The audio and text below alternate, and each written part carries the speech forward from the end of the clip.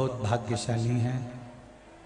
श्री मुकेश गुरनानी, श्रीमती भारती जी Gurnani Jaipur Africa से,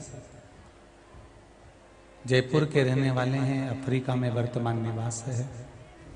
श्री हरीश प्रजापति, श्रीमती मुनि जी प्रजापति इंदौर से, देश दीपक जी गुप्ता, श्रीमती गायत्री जी गुप्ता कुशीनगर लक्ष्मीगंज से, स्वर्गीय जागेश्वर कुलदीप नितेश कुलदीप की स्मृति में कुणाल कुलदीप जी यूएस से हैं, जो इस कथा के यजमान पद पाए हैं। सत्यम शुक्ला, श्रीमती ममता शुक्ला बैतूल से हैं। घनश्याम दास जी सोनी गुरुग्राम हरियाणा से हैं। गोविंद सिंह पटेल, टीना पटेल धार से हैं। सोमानी परिवार सूरत से। राजकुमार इमरती रेखवार इटारसी होशंगाबाद से हैं। सतीश भालचंद जी नीलिमा नानोटी अकोला महाराष्ट्र से हैं। श्री रमेश चंद्र कौशल, श्रीमती रामदुलारी जी कौशल कलानी बाग देवास से हैं, जो इस पुनीत पावन शिव महापुराण कथा के यजमान पद पाए हैं। बाबा देवादिदेव महादेव की कथा को श्रवण करने के लिए आप लोग आए हैं। बहुत दूर दूर से आप लोग पधारे हैं। बहुत दूर दूर से आप लोग पधारे हैं।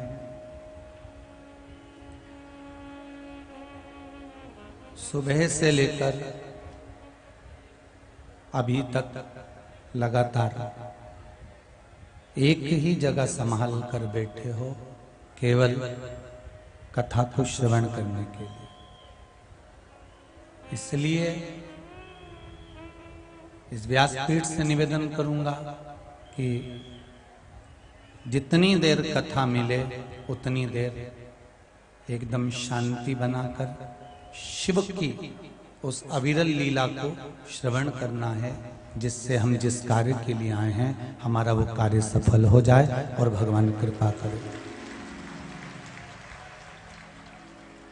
शंभो शरणे पड़ी मांगो घड़ी रे घड़ी, दुख काटो दया करी निदर्शन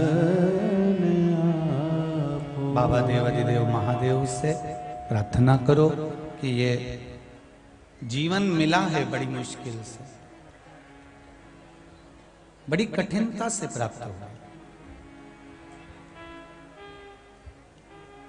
और यदि वो मिला है तो उस जीवन का कुछ सत्कर्म हमारे द्वारा हो जाए।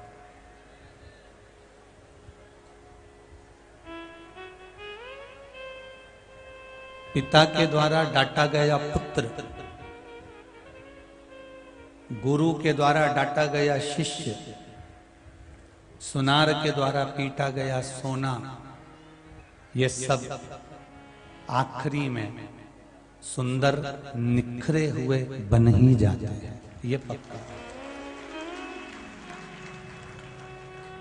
कोई पिता यदि आपको डांट रहा है, कोई गुरु यदि आपको डांट रहा है, कोई आपको कुछ कह रहा है, तो उसमें आपका कुछ बिगड़ने वाला नहीं। उसमें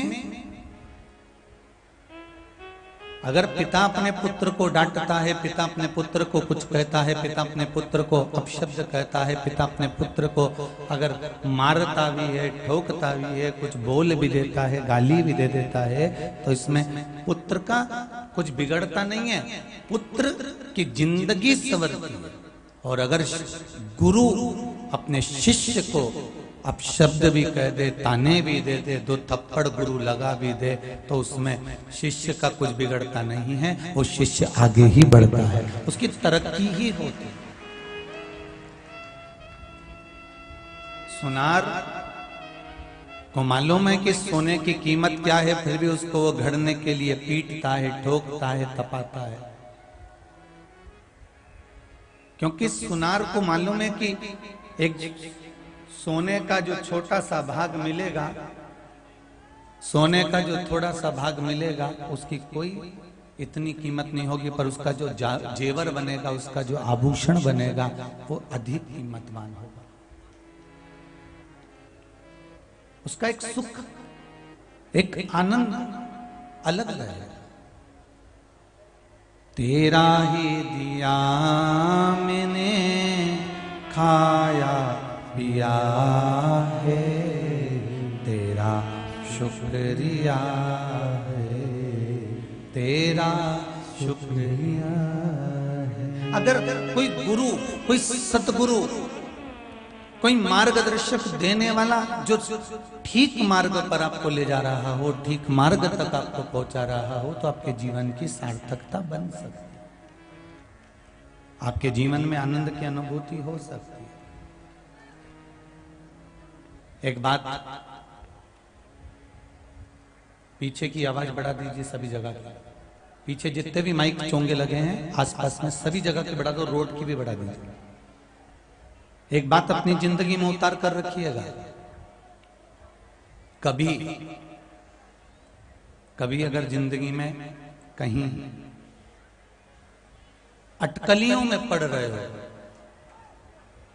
कहीं तुम्हें ऐसा लग रहा है कि मैं बहुत अटकलियों से निकल रहा हूं, एक समस्या पूर्ण होती है, दूसरी समस्या पड़ जाती है, दूसरी समस्या पूर्ण होती है, तीसरी समस्या पड़ जाती है, तीसरी समस्या पूर्ण होती है, चौथी पड़ जाती है, तो एक काम जरूर करना कि बेलपत्री के वृक्ष के नीचे, बेलपत्री की जड़ में लाल चंदन का पानी 1 लोटा प्रत्येक सोमवार को चढ़ाना प्रारंभ कर दीजिए। अपने आप अटकलें सुलझना प्रारंभ हो जाए, अपने आप।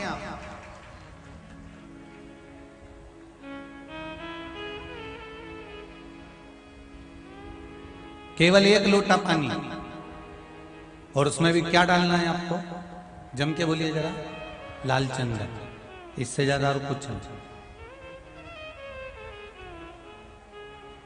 इतने सालों से आप शिव महापुराण की कथा सुन रहे हो, कभी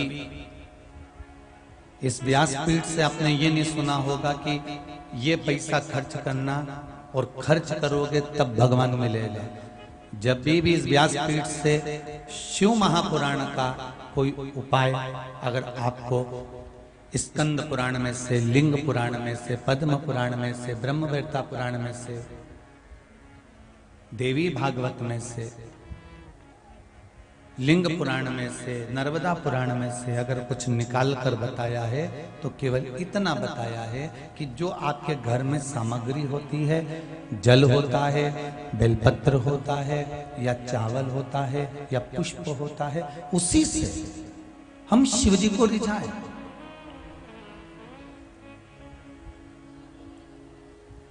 शंकर भगवान को रिझाने के लिए तुम्हें अलग से कुछ सामान लाने की जरूरत नहीं है।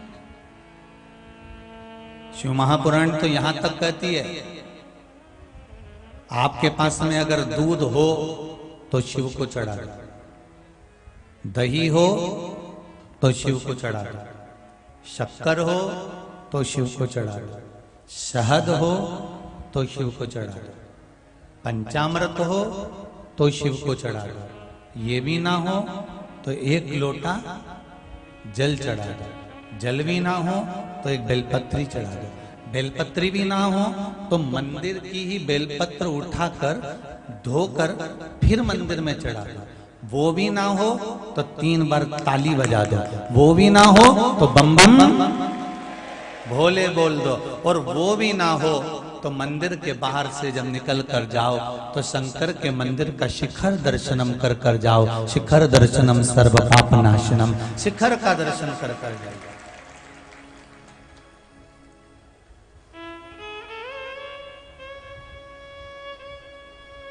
और यदि शिखर का दर्शन भी नहीं कर सकते तो शिव महापुराण की कथा यहां तक कहती है कि अगर भूल से मंदिर के सामने से भी, शिवालय के सामने से भी, शंकर के सामने से भी निकल कर चले गए तो भी हाजिरी भरा ही जाती है, शिव उसको स्वीकार कर लेता है।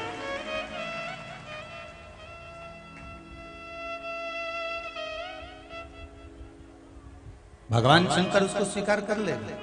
अगर आप शंकर के सामने से भी निकल कर चले गए, शिव के द्वार से भी निकल कर चले गए, तो भी आप उसके द्वार पर पहुंच गए। शिवालय के सामने से भी निकल गए तो शंकर प्राप्त हो गया। शिव मंदिरों में तो दरवाजे अब लगे, बोलो सही है कि गलत है? शंकर जी के मंदिर में जहां शिवलिंग होता था, शिवलिंग जहां रखा होता था, शिवालय जो होता था, वहां दरवाजे का काम ही नहीं होता था। शिवालय में दरवाजे का कोई काम नहीं है। जहां शिवालय होते थे पहले, वहां पर दरवाजे नहीं होते थे। आज भी कई गांवों में आप लोग अगर जाकर दर्शन करेंगे तो गांव में ओटला बना हुआ है, उस ओटले पर शिवलिंग रखा हुआ है और नंदी रखा हुआ है। देखें आप लोगों ने, दर्शन करें आप लोगों ने। आज भी कई गांवों में मंदिर के अंदर शंकर जी नहीं बैठे हैं, ओटले पर, मंदिर के बाहर कहीं ओटले पर, कहीं बेलपत्री के पेड़ के नीचे, कहीं पीपल के वृक्ष के नीचे, कहीं बड़ के वृक्ष के नीचे, कहीं खेत में, कहीं जमीन पर, कहीं प्लाट में, कहीं पर भी शिवलिंग रखा हुआ है और शिवलिंग की आराधना लोग कर रहे हैं।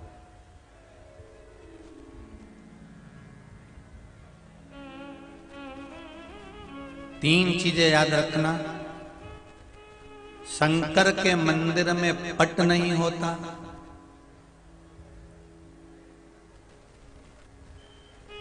शंकर के हृदय में कपट नहीं होता, और शंकर के भक्त के मन में जिंदगी भर खटर पटर नहीं होता।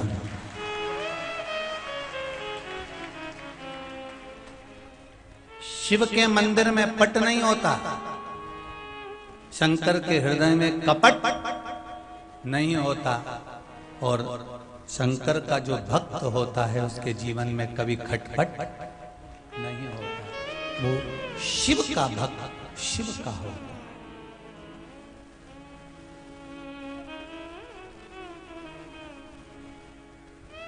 शंकर का भक्त शंकर का होता।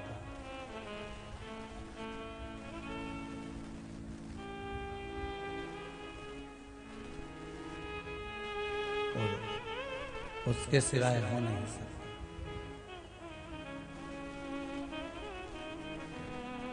उसके दरवाजे पर पट की जरूरत नहीं है, उसके दरवाजे पर कपट की जरूरत नहीं है। और शंकर भगवान का भजन करने वाला जिंदगी में कभी खट्टर पट्टर नहीं करता, कभी खटपट नहीं हो सकती उसकी। आप श्री शिवाय नमस्तुभ्यम, इस मंत्र का कभी जाप कर कर देखिएगा। हमने कई बार कहा है, अगर व्यापार भी ना चले तो दुकान की गादी पर बैठकर भी आप इस मंत्र को जप कर देखिएगा।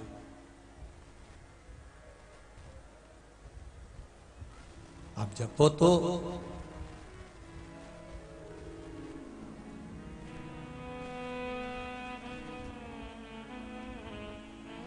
मंत्र में, साधना में, भगवान की अविरल भक्ति में वो बल होता है कि भगवान हमारे हृदय में विराजमान होता है। कौन कहता है भगवान आते नहीं, द्रौपदी की तरह तुम बुलाते नहीं। कौन कहता है भगवान खाते नहीं, बेर शबरी के जैसे खिलाते नहीं। कौन कहता है भगवान सोते नहीं, माँ यशोदा के जैसे सुनाते नहीं। कौन कहता है भगवान सुनते नहीं, कर्मा जैसे तुम सुनाते नहीं। तुम कहो तो उसको दिल से अगर पुकारोगे तो क्यों ना आएगा।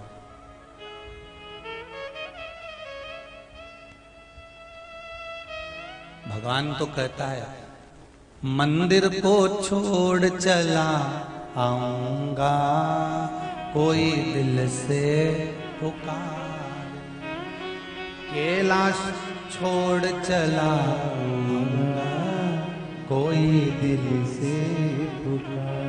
अगर कोई हृदय से पुकार ले, दिल से पुकार ले, एक बार परमात्मा का नाम स्मरण, भगवान की अविरल भक्ति, भगवान का भजन तुम दिल से तो करो, वो आने को तैयार।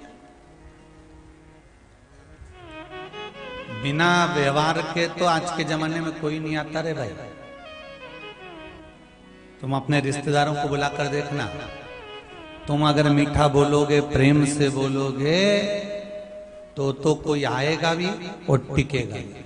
अरे मेहमानों को भी जान दो, तुम तो छोटे से छोटे बच्चों को भी देखो, अगर प्रेम दोगे तो आपकी गोदी में बैठेंगे, और नी दोगे तो उठे और चले। चलो अच्छा वो भी जान दो, राम कथा को उठाकर देख लीजिए। माता कौशल्या दशरथ जी महाराज से कह रहे हैं, स्वामी राम लक्ष्मण भरत शत्रुघ्न बाहर खेल रहे हैं, जरा मैं गई थी उनको ढूंढने के लिए, वो नहीं मिले, आप उनको लेकर आइए ना स्वामी। राम जी को लेने के लिए श्री दशरथ जी महाराज जाते हैं, और दशरथ जी महाराज जैसे ही गए राम जी को लेने के लिए, वैसे ही दशरथ जी पकड़ने के लिए दौड़ते हैं और राम भाग जाते हैं। दशरथ जी और दौड़ते हैं, राम और भाग जाते हैं।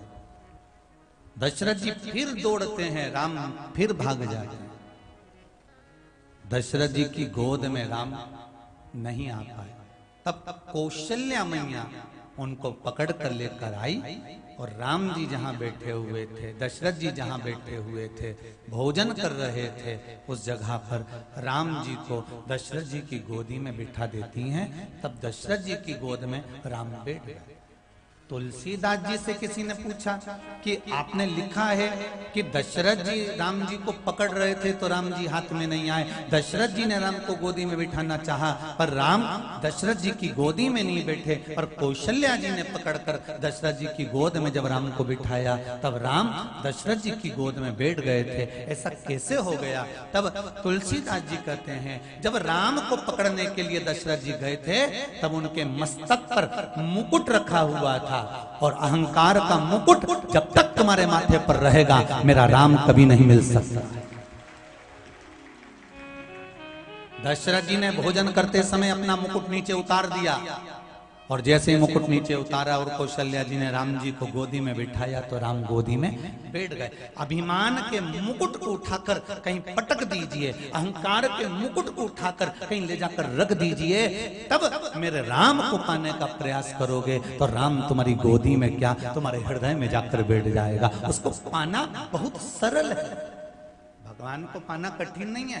दुनिया के लोग कहते हैं भगवान बड़ी कठिनता से मिलता है, भगवान बड़ी मुश्किल से मिलता है, भगवान बड़ी कठिनता से मिलता है, पर शिव महापुराण की कथा कहती है एक लोटा जल, एक बेलपत्र और भगवान का नाम उच्चारण से मेरा शंकर भगवान मिल जाता है। उसको ढूंढने के लिए बहुत दूर नहीं जाना पड़ता।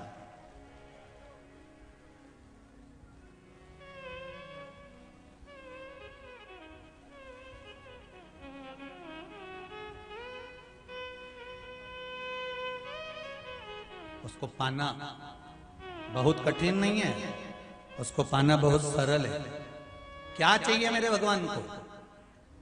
तुम कितने बड़े करोड़पति हो, तुम कितने बड़े धनपति हो, तुम्हारे पास में अरबों का धन है, तुम्हारे पास में करोड़ों का धन है, तुम्हारे पास में कितना सोना, कितना चांदी, कितनी अंबारियां, कितनी फैक्ट्रियां, कितनी दुकान, कितना व्यापार है, तुम्हारा बेटा डॉक्टर है कि कलेक्टर है कि एसपी है कि डीएसपी है, तुम्हारा बेटा मंत्री है कि संतरी है कि कलंतरी है, किसी को नहीं मालूम।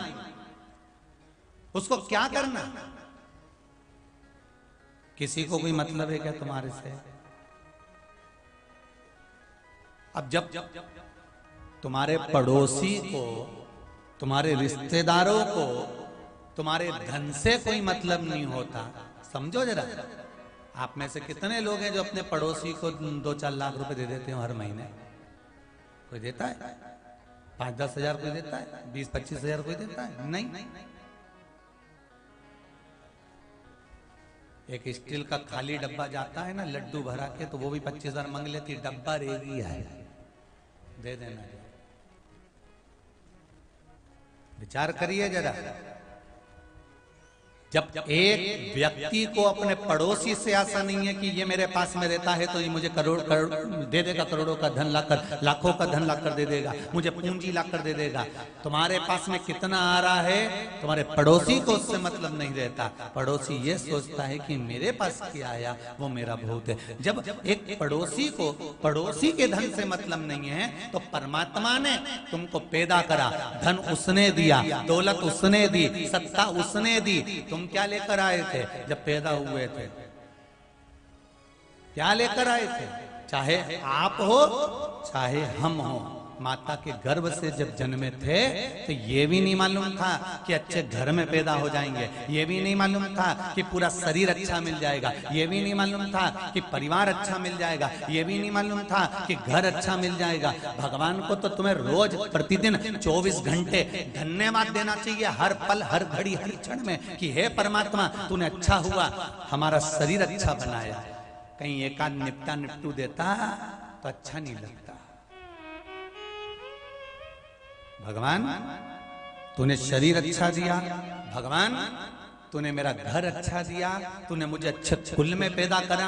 भगवान को धन्यवाद देना चाहिए कि मेरा कुल, मेरा परिवार तूने अच्छा दिया। भगवान को धन्यवाद देना चाहिए मेरा पति अच्छा मिला, मेरी पत्नी अच्छी मिली, मेरे बच्चे अच्छे मिले। भगवान को धन्यवाद देना चाहिए हर पल में कि तूने बहुत खाने के लिए रोटी पेट भर कर दी है। भगवान तुझे धन्यवाद है। और भगवान को धन्यवाद देना चाहिए कि तेरी कृपा हुई इसलिए मेरा भारत की भूमि पर जन्म हुआ, ये तेरी कृपा से हुआ। ये तेरी कृपा हुई कि मैं भारत की भूमि पर जन्मा, और ये तेरी कृपा हुई कि मुझे हिंदू धर्म मिला। ये तेरी कृपा हुई कि मैं सनातनी बनकर पैदा हुआ। ये तेरी कृपा से हुआ, मेरी दूसरे की कोई की इतनी सामर्थ्यता नहीं, ये तेरी कृपा से।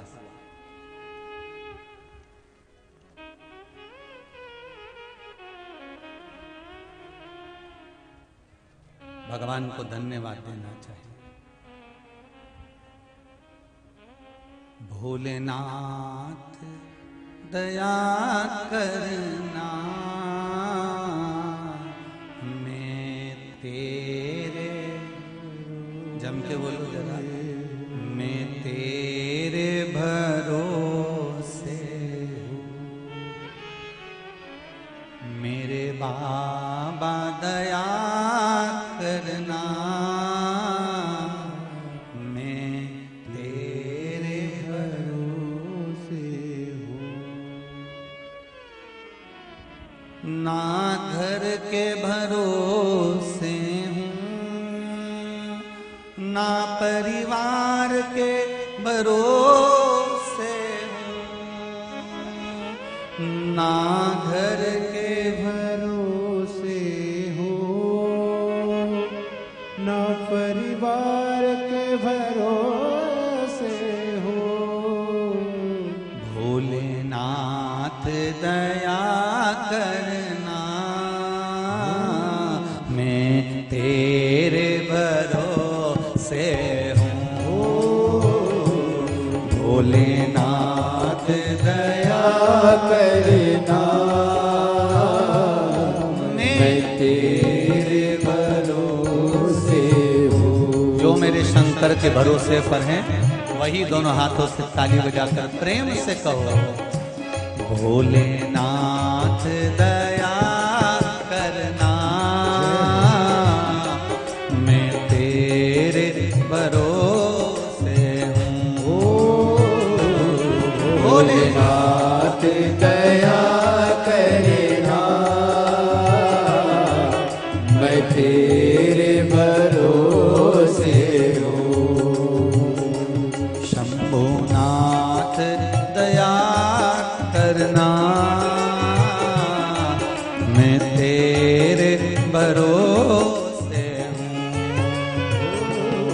शंभुनाथ दया करना, मैं तेरे भरोसे हूँ।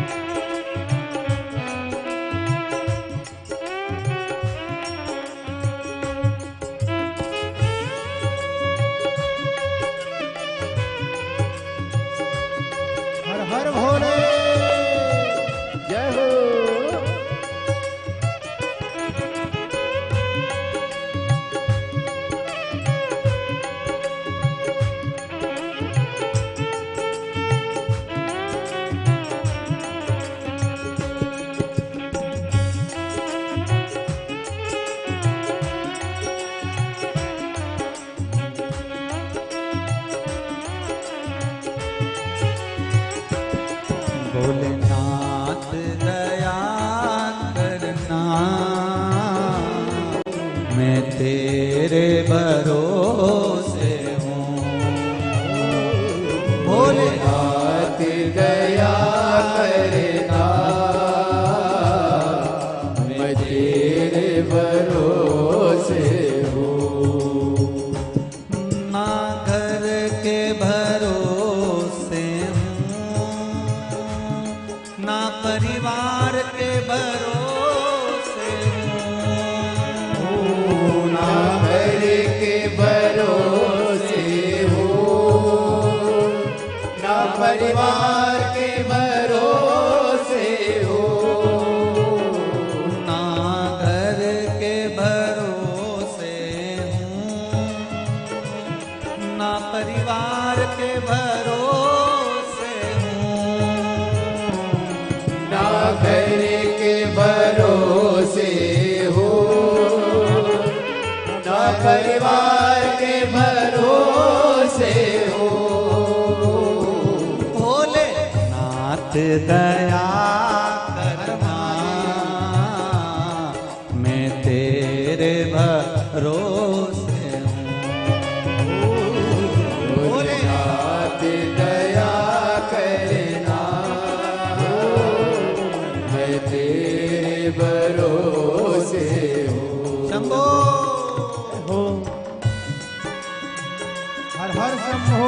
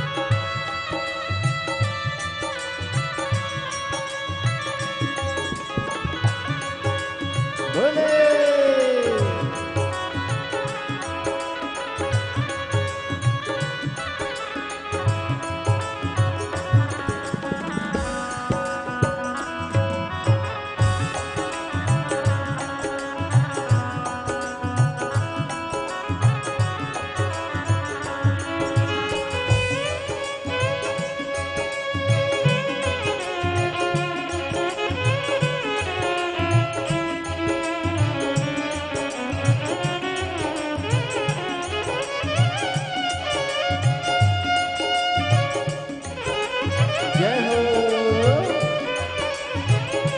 हर हर महादेव।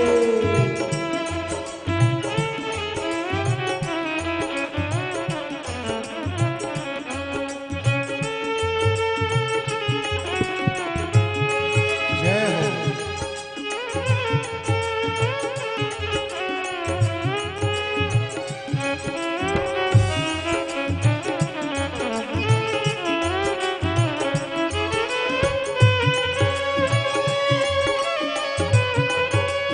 हर हर महादेव।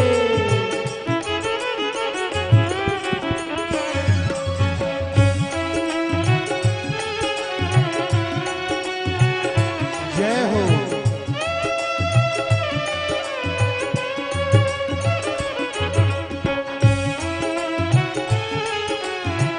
हे भोरे।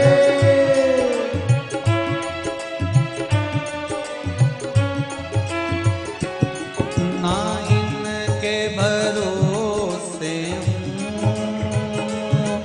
ना उनके भरोसे हूँ। ना इनके भरोसे हूँ, ना उनके भरोसे हूँ। ना इनके भरोसे हूँ, ना उनके भरोसे हूँ। ना उनके भरोसे हूँ, ना इनके भरोसे हूँ। भोलेनाथ दया करना, मैं तेरे भरोसे हूँ। भोलेनाथ दया करना, मैं तेरे भरोसे हूँ। शंभुनाथ दया करना, मैं तेरे भरोसे हूँ।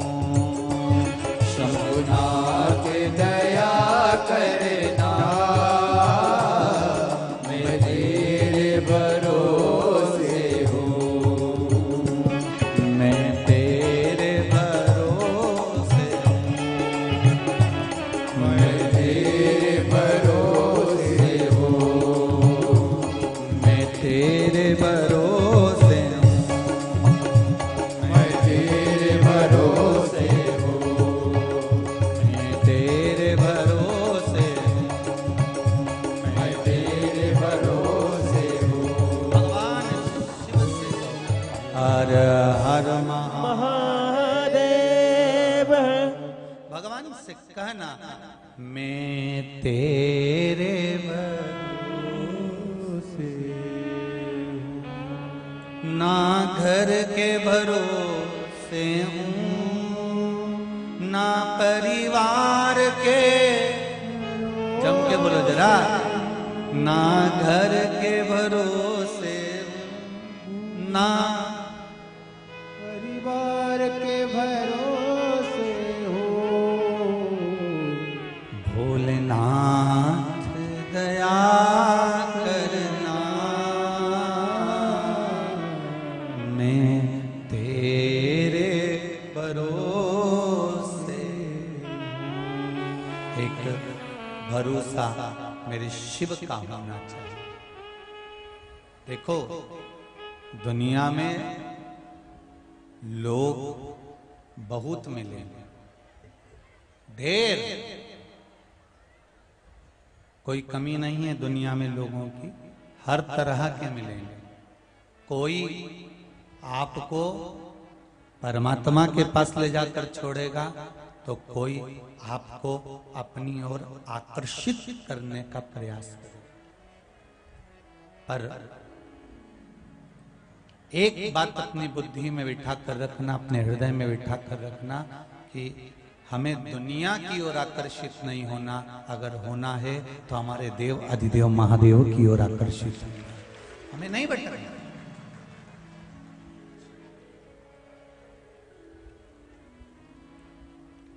श्री गणेश जी महाराज की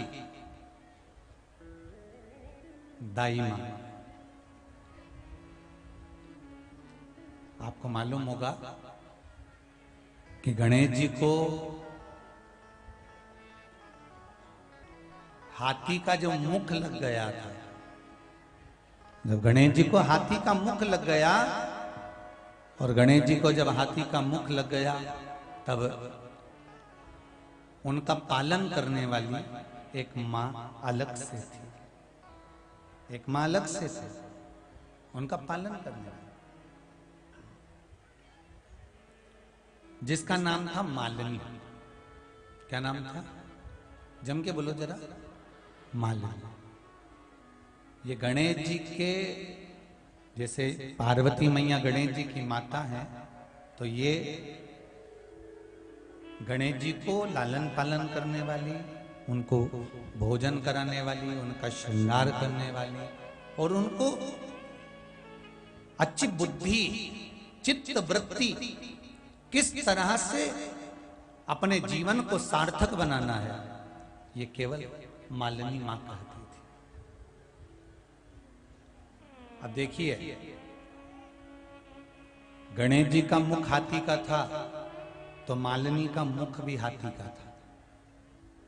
काय का मुंह था इनका? हाथी का। मत्स्य पुराण में विष्णु, धर्मोत्तर पुराण में, नव दुर्गा उपनिषद में ये गणेश जी महाराज की धाय माई की कथा आती है।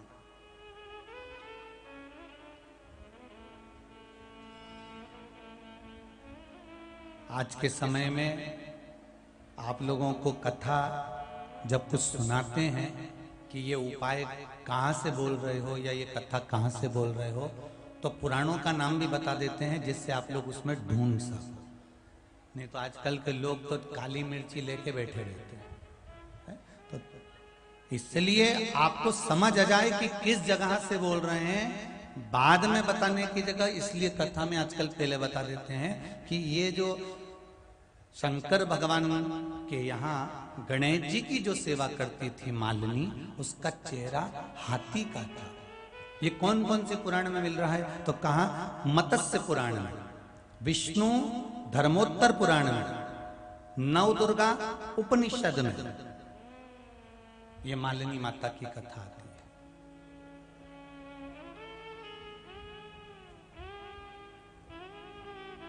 कैसी है मालिनी? कौन है ये?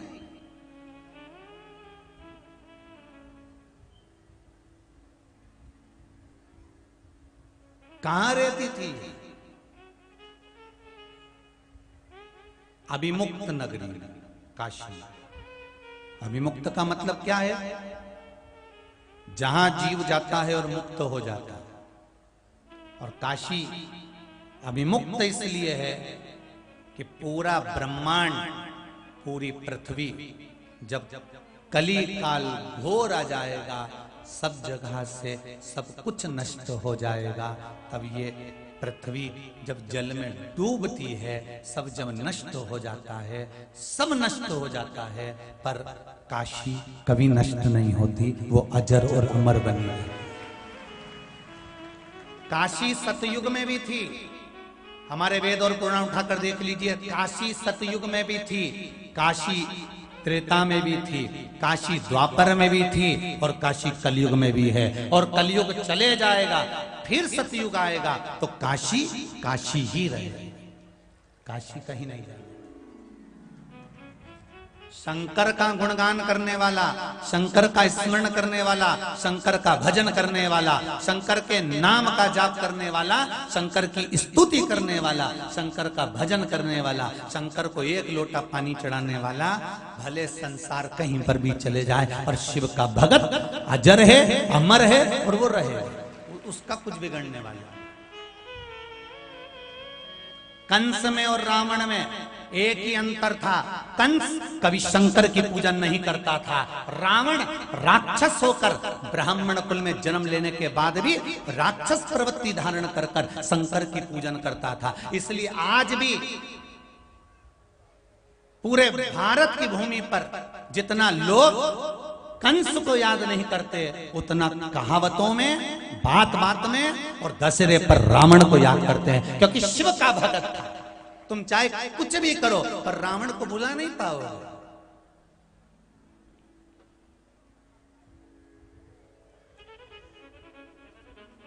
क्यों? और अगर रावण को भुला भी दोगे तो शंकर की कई स्तुतियां रावण ने गाई है, जिनको ब्राह्मण जन पूजन में गाते हैं। बुलाओ,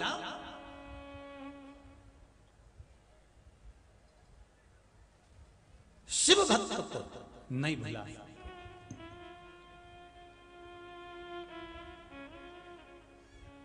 शंकर के उपासक को आप नहीं भुला सकते। काशी अभिमुक्त है, काशी अजर और अमर है।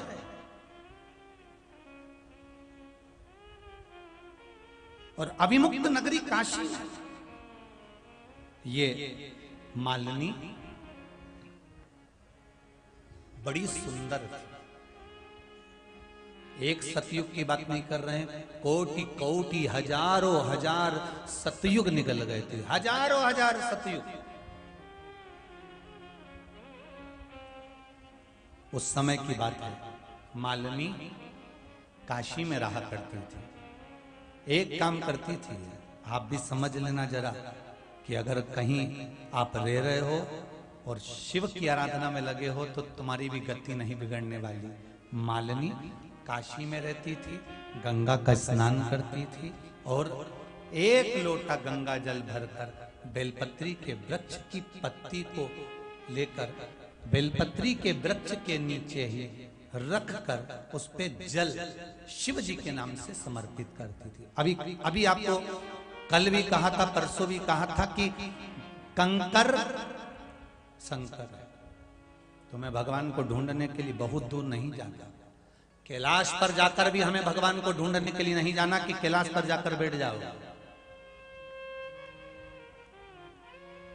लोग कहते हैं कि ठंडाई में जाकर बैठ जाओ, केदारनाथ में जाकर बैठ जाओ, कैलाश पे जाकर बैठ जाओ तो शिव जी मिल जाएंगे। हमें कैलाश नहीं जाना, हमें ठंडे में जाकर नहीं बैठना, हमें ठंडे को हृदय में लाकर बिठाना है। अपने हृदय को इतना ठंडा कर लीजिए, इतना कूल कर लीजिए कि भगवान भी सोचे कि इतनी ठंडाई तो मुझे यहां मिल रही है, क्यों ना वहां जाऊं। क्यों ना वहां जाऊं मैं।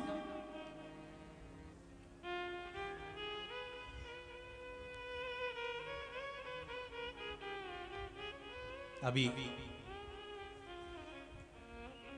कथा में आने से पहले लगभग 1:45 की बात है। एक व्यक्ति गिर गया।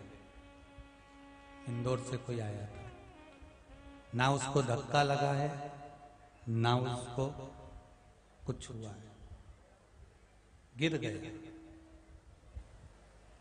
20 मिनट तक उसको देखने वालों ने बाहर कर दिया कि इसके अब प्राण चले गए।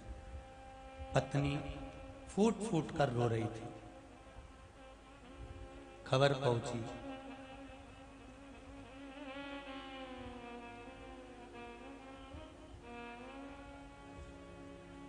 भक्त ने कहा कोई शिव भक्त आए हैं। हाँ तो शंकर ये सारे रोज तो हम आरती में कहते हैं कि आप सब शिव हो। हम अंदर से खबर पहुंचाएं कि पिछली बार का रुद्राक्ष अगर किसी के गले में पड़ा हो तो उसी का पानी दे दो दो। है कि गया वो तो भगवान जाने। अब 20 मिनट अगर प्राण नहीं है शरीर में तो है कि गया किसको।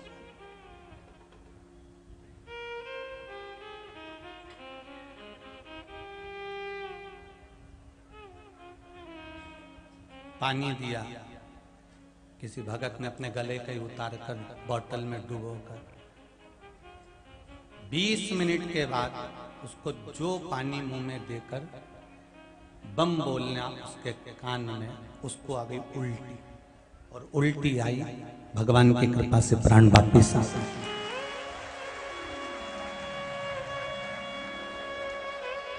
बैठे हैं दोनों पति पत्नी आपस में। मैं कहूंगा एक बार उनका भी दर्शन करा दो जिसके प्राण वापिस बाबा ने दे दिए।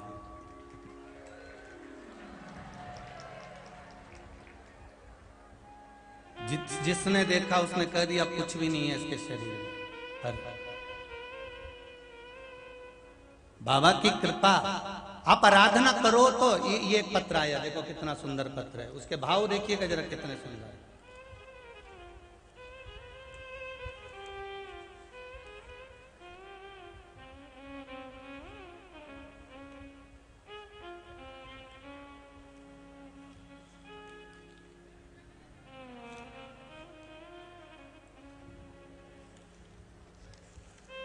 एक तो पत्र भी इतने सारे हैं, राम जी कहां तक ढूंढ रहे हैं।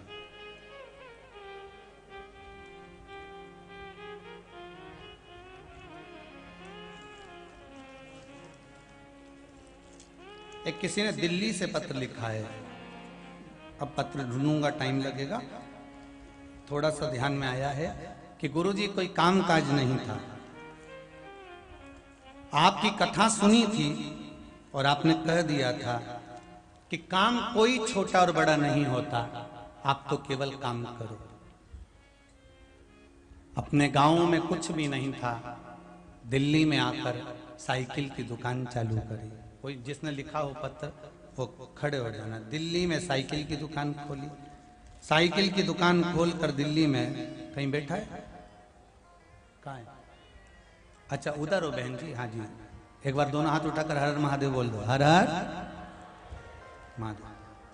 पत्र ढूंढने में मुझे समय लगेगा, अच्छा हुआ आप खड़ी हो गई। दिल्ली में साइकिल की दुकान खोली गुरुदेव, और कथा सुनी थी केवल। और गांव से निकले थे तब कहकर निकले थे कि दिल्ली महाराज ने कहा है कोई काम छोटा और बड़ा नहीं होता, और दिल्ली जा रहे हैं, अपना गांव का घर छोड़कर जा रहे हैं। जैसा घर छोड़कर जा रहे हैं ऐसा ही घर वहां भी मिलना चाहिए और काम भी मिलना चाहिए। पंचर की दुकान चालू करी गुरुदेव। यही लॉकडाउन में चलते चलते पंचर की दुकान खोल ली और चालू भी कर दी। और बाबा ने मुझको दिल्ली में एक मकान भी दे दिया, जितने गज का छोड़ कर आई थी उतने गज का दिया। सही है बहन, बैठ जाइए। हर हर महादेव। ये शिव है, ये शंकर।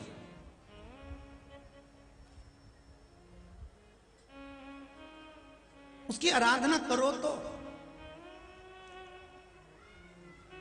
महाराज, भोलेनाथ दया करना, मैं तेरे भरोसे।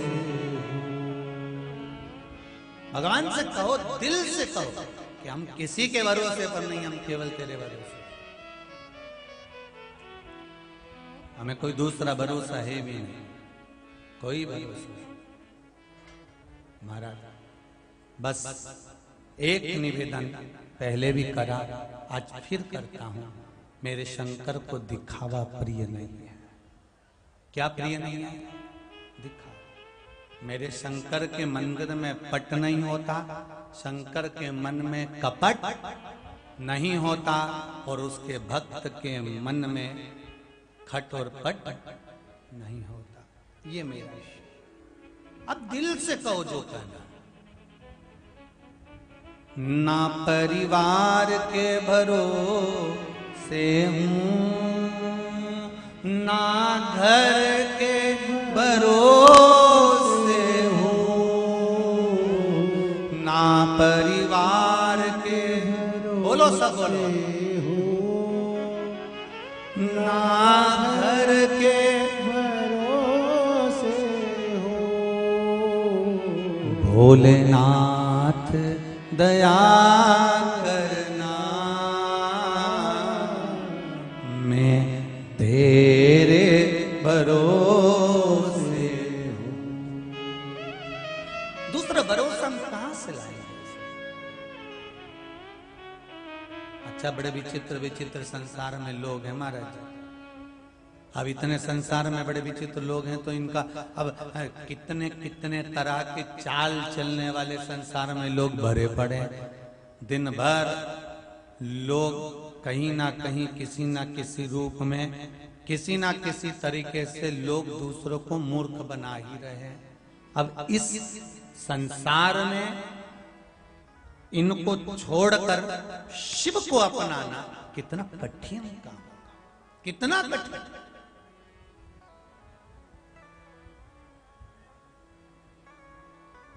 कितना कठिन।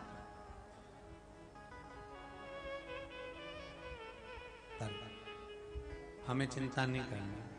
अरे सब मतलब के यार हमने देख लिया, देख लिया संसार हमने देख लिया। सब मतलब के यार हमने देख लिया। ये मालनी काशी में रहती थी, एक लोटा पानी बेलपत्री के पत्ते को बेलपत्री के पेड़ के नीचे रखकर जल समर्पित करती थी।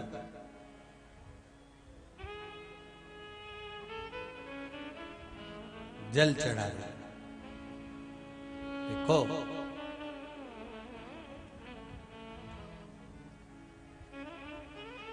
चैत्र महीने में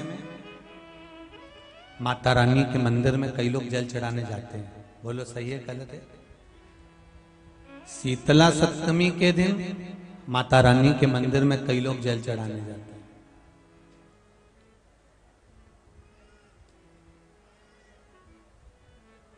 तुलसी में प्रतिदिन कई लोग जल चढ़ाते हैं। पीपल के वृक्ष के नीचे कई लोग जल चढ़ाते हैं। आंवले के वृक्ष के नीचे कई लोग जल चढ़ाते हैं। उनने कहां से सीखा? सास चढ़ाती थी, इनने सीख लिया। मम्मी चढ़ाती थी, इनने सीख लिया। पर कभी भविष्य पुराण उठाइए, कभी अग्नि पुराण उठाइए और भविष्य पुराण और अग्नि पुराण को उठाकर देखो, स्कंद पुराण को उठाकर देखो, उसमें आपको वर्णन मिलेगा कि हम एक लोटा पानी किसी वृक्ष के नीचे जब समर्पित करते हैं, आपको लगेगा कि सीओर वाले महाराज जी तो इसलिए बोल रहे होंगे कि पेड़ पौधे बड़े हो जाएंगे पानी डालने से। वो अपनी जगह है, वृक्षारोपण तो करना चाहिए। आज इतनी धूप में बैठ रहे हो ना, अगर पेड़ लगे होते तो छांव होती कि नहीं होती? पर अभी बन रहा है, वृक्ष लगेंगे तो वृक्ष लगाओ, जल भी दो, सब कुछ करो, पर उससे हटकर भी थोड़ा विचार करिए कि हमारे शास्त्र क्यों कहते हैं कि पेड़ों में पानी दीजिए, वृक्ष में जल दीजिए। आप आंवले के पेड़ के नीचे जाओ, चाहे किसी भी वृक्ष के नीचे जाते हो, एक लोटा पानी अगर चढ़ाते हो तो उसका भी लाभ मिलता है। तुलसीदास जी की कथा को उठाकर देखिए, गंगा जी के घाट पर रहते थे, लोटे में बचा हुआ पानी बेर के पेड़ के नीचे डालकर चले जाते थे। पढ़ी कथा किसने पढ़ी है? बेर के पेड़ के नीचे डालकर चले जाते, पढ़िए। और बेर के पेड़ के नीचे जो बचा हुआ पानी होता था, जरा विचार करिए, सोच कर्म के लिए गए हैं, निवृत्ति के लिए गए हैं, और बचा हुआ पानी पेड़ के नीचे पटक जाते थे। अब विचार करो, ये बेर का पेड़ जिसके नीचे वो गंदा पानी डाल रहे हैं, सोच निवृत्ति का बचा हुआ जल पटक रहे हैं, तो इससे क्या लाभ होगा? पर उसका भी यहां प्रमाण कर दिया कि जिस बेर के पेड़ के नीचे पानी पटक कर जाते थे बचा हुआ, सोच कर्म का लोटे में बचा हुआ पानी वो वहां डाल कर जाते थे, एक दिन उस बेर के पेड़ में से एक प्रेत उत्पन्न हो गया, और प्रेत उत्पन्न हुआ, भूत उत्पन्न हुआ, और प्रेत उत्पन्न कर कहता है तुम कौन हो? तो तुलसीदास जी को डराया। तुलसीदास जी ने पूछा, भैया ये तो बता, सीताराम बोल, और ये बता कि तू है कौन? उसने कहा, मैं प्रेत हूं, इस पेड़ के नीचे रहता था, बहुत प्यासा था, मुझे आज तक किसी ने जल नहीं दिया, पर तुम रोज मुझे जल देते थे, मैं प्रसन्न हो गया, मांगो तुम्हें क्या चाहिए? तुलसीदास जी मन में सोचे, खुद तो भूत है, खुद तो प्रेत है, खुद तो भूत है, और भूत और प्रेत मुझसे कह रहे हैं कि तुम्हें क्या चाहिए, बताओ तुम्हें क्या चाहिए? तुलसीदास जी कहने लगे, मुझे कुछ नहीं चाहिए, तेरे उद्धार हो जाए वही बहुत है। अरे प्रेत बोला, मेरा उद्धार तो हो जाएगा, पर तुलसीदास तुमने मेरे को जल दिया है, तुम बोलो तुम्हें क्या चाहिए? तुलसीदास जी ने मन में विचार करा, ऐसा होता है क्या कि पानी डालने से भी कोई पैदा हो जाता पेड़ के नीचे से? क्या दोगे तुम मुझे? तुम दे सकती हो जो मैं मांगूंगा? तुलसीदास जी ने कहा, अगर देना है तो जिस राम कथा का मैं स्मरण करता हूं, और उस राम कथा में जो हनुमान जी की वर्णन करता हूं, उस हनुमान का एक बार मैं दर्शन करना चाहता हूं। तुलसीदास कहते, करा दो। अब कहां भूत कहां हनुमान, दोनों अलग अलग विपरीत दिशा से। भूत पिशाच, जम के बोलो, भूत पिशाच निकट नहीं आवे, महावीर जब नासे रोग हरे, जो सुमिरे। अब कहां भूत है और कहां हनुमान? प्रेत ने कहा हनुमान जी का दर्शन करना, ओ 80 घाट पर जाना, यहां से आगे के घाट पर सीढ़ी पर एक बुढ़ा सो रहा होगा, कम्बल ओढ़ के, बस वही है। तुलसीदास जी बोले, वो तो बुढ़ा है। प्रेत बोला, बस दिक्कत तो वही है।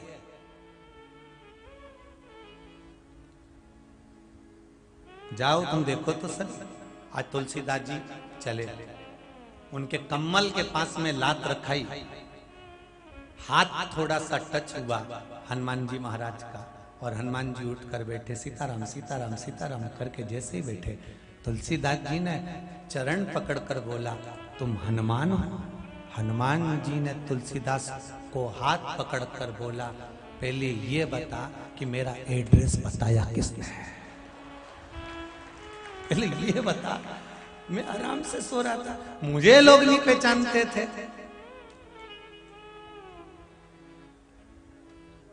दुनिया के लोग इतनी सरलता में नहीं पहचान सकते कि आप क्या हो। मुझे नहीं पहचानते, तो तुझे किसने बताया कि हनुमान ही है? तुलसीदास जी बोले, वो बेर के पेड़ के नीचे रोज सोच कर्म कर कर आता था, निवृत्ति कर कर आता था, तो लोटा जो था ना, थोड़ा सोच कर्म करने के बाद में थोड़ा सा जो पानी बच जाता था, मैं बेर के पेड़ के नीचे डाल देता था, तो उसमें से एक भूत निकला, प्रेत निकला। हनुमान जी बोले, प्रेत? हाँ।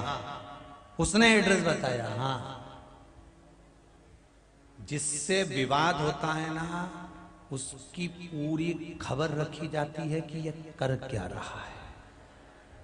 प्रेत हनुमान जी की खबर रखता था, हनुमान जी प्रेत की खबर रखते थे। तो हनुमान जी ने कहा, ये बताओ तुलसीदास, तुम माँ बेर के पेड़ के नीचे क्या करने गए? मैं बस आते आते पानी डोल देता था। जाओ तुलसीदास, ऐसी रामचरितमानस की रचना करोगे कि दुनिया में अवधि भाषा में इतिहास रच जाए।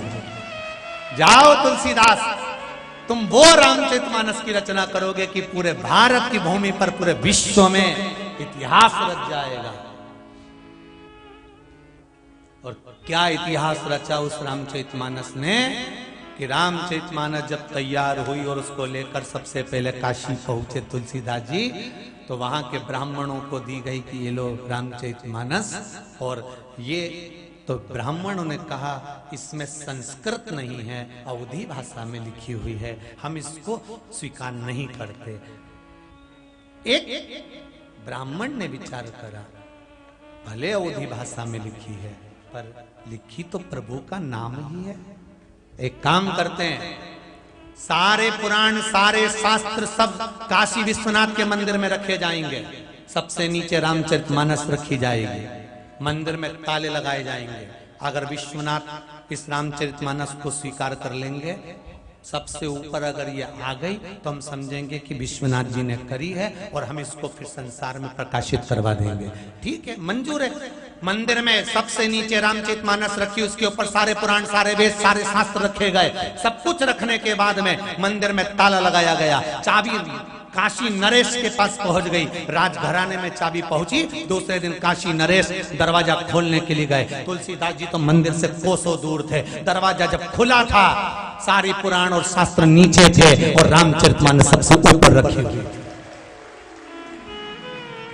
रामचरितमानस सबसे ऊपर रखी हुई थी, तो भी विश्वास नहीं हुआ ब्राह्मणों को। तब काशी के ब्राह्मणों ने विचार करा, ये अवधी भाषा की चलेगी नहीं, और रामायण दे दी काशी नरेश ने तुलसीदास जी के हाथ में। तुलसीदास जी ने वो रामायण ले जाकर अपने कक्ष में रखी। तो कुछों ने विचार करा कि अगर ये रामायण ज्यादा चल गई तो अपनी आफत हो जाएगी, फिर कौन पढ़ेगा इस संस्कृत को। तो इस अवधी भाषा की रामायण में एक काम करो, आग लगवा दो। तुलसीदास जी की कुटिया में चोरों को भेजा गया, डाकुओं को भेजा गया, मसाल ले लेकर पहुंचे रामचरितमानस में आग लगाने के लिए। जब रामचरितमानस में आग लगाने के लिए पहुंचे, जैसे ही पहुंचे तो आराम से सो रहे थे, और तुलसीदास जी की कुटिया पर एक बंदर बैठा हुआ था, जिसने मसाल ले लेकर आए थे, इनको मसान पहुंचा दिया। मसान लेकर आए थे और मसान पहुंचा दिया। पूंछ में दबा दबा कर घसीट घसीट के चटनी बनाकर, रगड़ कर, देखो हड्डी टूटे ना चल जाए, पर व्यक्ति चारों तरफ से जब घसीटा राम हो जाए ना तो नहीं चले। ऐसा घसीटा, ऐसा घसीटा, ऐसा घसीटा, सब भाग गए। जा जाके सबने कह दिया अपने बस की नहीं है। उस दिन तुलसीदास जी ने कह दिया, हनुमान से कहा, हनुमान आपने मेरी रामचरितमानस की रचना करी है, ये रक्षा करिए। हनुमान जी कहने लगे, सुनो तुलसीदास, आज काशी के इस शिवालय के सामने ये बजरंगी हनुमान संपूर्ण जनमानस से कहता है, संपूर्ण विश्व से कहता है, ये रामायण की रक्षा मैंने तुम्हारी कुटिया में अकेले नहीं करी है, जिसके घर में रामचरितमानस रखी होगी उसकी छत पर हनुमान बैठकर रक्षा करता रहेगा। उसकी छत पर बैठकर हनुमान रक्षा करता रहेगा। यह हनुमान कहीं जाने वाला नहीं है। सारा संसार उलट पलट हो जाए पर हनुमान कहीं नहीं जाएगा। इसलिए आज भी हनुमान जी महाराज पूरी ब्रह्मांड में पृथ्वी पर हैं, कहीं नहीं जाते। तुमसे भी निवेदन है, घर में रामायण नहीं हो तो एक गीता प्रेस गोरखपुर की खरीद के लाल कपड़ा में लपेट के उसकी रोज 2 चौपाई पढ़ो, अपने घर में धरो। तो ये जितने लोग कहते हैं ना, हमारे यहाँ नींबू पटक गया, ने मिर्ची पटक गया, हमारे यहाँ तो कोई नहीं पटकता। नहीं तो हम लिख दें कि ज्यादा पटको अचार डाल लेंगे, उसमें क्या दिक्कत है। कोई ज्यादा पटक देगा, अचार डाल लेंगे। अगली बार कोई कार्यक्रम होगा तो बर्निया खोल के तुम्हें ही खिला लेंगे, उसमें कौन टेंशन है, उसमें क्या करेंगे। जरा सा नींबू गिर गया उसमें झगड़ा करने पहुंच गए, मिर्ची गिर गई उसमें झगड़ा करने पहुंच गए, और बार बार विचार करे अरे क्या होगा, क्या किसको रोइए, चादर तान के सोइए, आग लगे बस्ती में अपन रहो मस्ती में चकाचक रहे। क्या करना अपन को? 24 घंटा टेंशन। हमारी दुकान पहले तो अच्छी चलती थी गुरुजी, अब नहीं चलती। पड़ोस में एक दुकान खुल गई, हमको तो लगता उसी ने कुछ करा होगा। ऐसे करने धरने वाले करते होते ना तो सबसे पहले मोदी पे ही करवाते, और वह अंबानी को नहीं छोड़ते, टाटा को नहीं छोड़ते। अगर विद्या करने वाले होते तो सबसे पहले इनको निपटवाते, अगर विद्या होती तो निपटाते ना। अकाल मृत्यु वो मरे जो काम करे चंडाल का, काल उसका क्या बिगाड़े जो भक्त हो मां काल का। शंकर की आराधना करने वालों का कौन बाल वाका करेगा? करते रहना। कोई चाहे नींबू पटके, कोई चाहे मिर्ची पटके, तुम एक काम करते रहो, हफ्ते में 1-2 बार शंकर जी के मंदिर जाते रहो। जैसे बैटरी को चार्ज करना रहता है, मोबाइल को चार्ज करना पड़ता है, तो पिलक के पास जाना पड़ता है। अपने को चार्ज होना है तो शंकर जी के शिवलिंग के पास जाना पड़ेगा। चार्ज कुछ नहीं, चार्ज होना है तो शिव के पास जाओ। और एकदम कभी कभी डीपी कनेक्शन सही नहीं मिले, वोल्टेज अच्छा नहीं मिले, तो शिव महापुराण में आ जाया करो। यहाँ जनरेटर चालू रहता 7 दिन तक अपने आप अपने आप।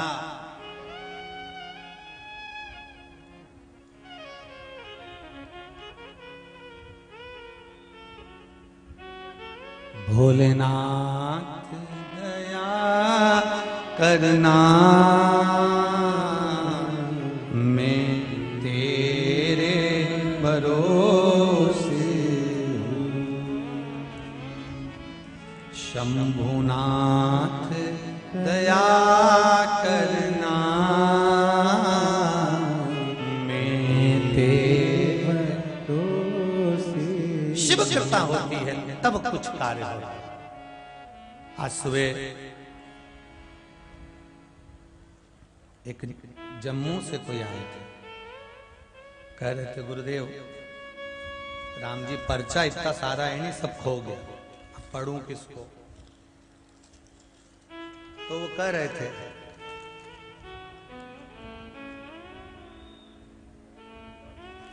कहा गुरुजी मेरी पत्नी ने पशुपति व्रत करे थे मेरे प्रमोशन के लिए। जिस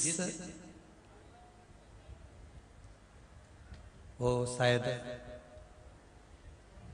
आर्मी में है और अच्छी श्री शिवाय नमस्ते, तो आप ही हैं, जम्मू से आए हैं और कहा गुरुजी मेरी पत्नी ने पशुपति व्रत करे थे, 1000 लोग उस एग्जाम में बैठते हैं और तब एक का हो पाता है। कोई उम्मीद नहीं थी गुरुदेव, पर उसको करा और करा तो 1000 में से एक ही निकल कर बाहर आया। ये शिव की कृपा।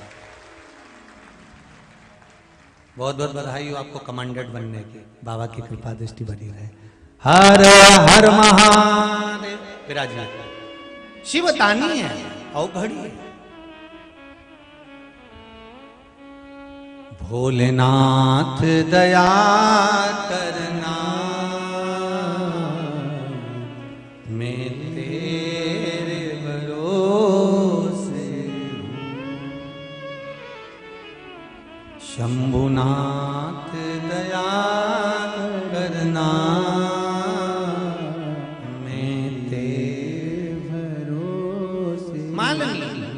एक लोटा पानी पेड़ के नीचे चढ़ा था, अच्छे से समझ लो, ये तो हनुमान जी की कथा से अपन समझे कि बेर के पेड़ के नीचे भी एक लोटा पानी चढ़ाया है तो वहां से भी कुछ ना कुछ प्रकट है। कंकर में शंकर है, विश्वास लेकर अगर कुछ दे रहे हो तो ये पक्का है कि विश्वास रखकर वो भी तुम्हारे लिए खजाना लुटा ही देगा। तुम विश्वास रखो तो रखो विश्वास, जपते रहो। और एक निवेदन है, जहां तक आवाज जा रही हो, मंदिर प्रांगण में कहीं जगह खाली नहीं है, बाहर जहां कहीं तुमको जगह मिलती जाए वहां बैठते जाओ और कथा सुनो। समापन 4 बजे, बाबा का नाम लेना, प्रणाम करना, बाबा से कह देना तेरी कृपा है, इतनी दया जरूर करना, सुना है मैंने, तो 3 महीने में वापस बुला लेता है, आने को मैं तैयार बैठी हूं, तो बुला लेता। ये सारे पत्र, ये सब आपकी उन्नति के पत्र हैं, आपकी प्रसन्नता के पत्र हैं। ये सारा बोरियां भरा रही हैं पत्रों की, कितने तो उधर दे दिए, कितने ऑफिस में दे दिए, कितने यहां धर दिए, ढेर। और सारे पत्रों में इतनी सुंदर सुंदर बात लिखी है, मैं क्या वर्णन करूं आपको, बताओ क्या बोले हर पत्र में।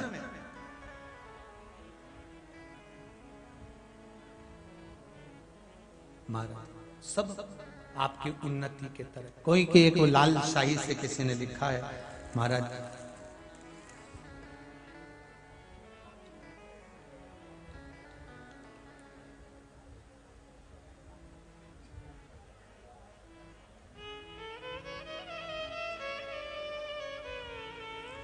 बड़े बड़े सुंदर सुंदर पत्रों का स्मरण।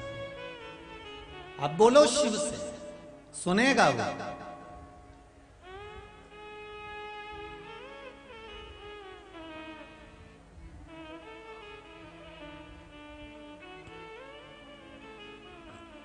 शिव कथा कर रहा है, भगवान शंकर का चरित्र कर रहा है। किसी भी वृक्ष के नीचे, आंवले का वृक्ष हो, पीपल का वृक्ष हो, बट वृक्ष हो, बेलपत्री का वृक्ष हो, उस वृक्ष के नीचे अगर हम जल समर्पित करते हैं, उसका कुछ ना कुछ पुण्य हमारे खाते में एक ना एक दिन प्रबल कर देता है। तुलसीदास जी ने भी नहीं सोचा होगा कि मैं रामचरितमानस की रचना कर लूंगा। 80 वर्ष की आयु में रामायण की रचना करी थी। कितने वर्ष में?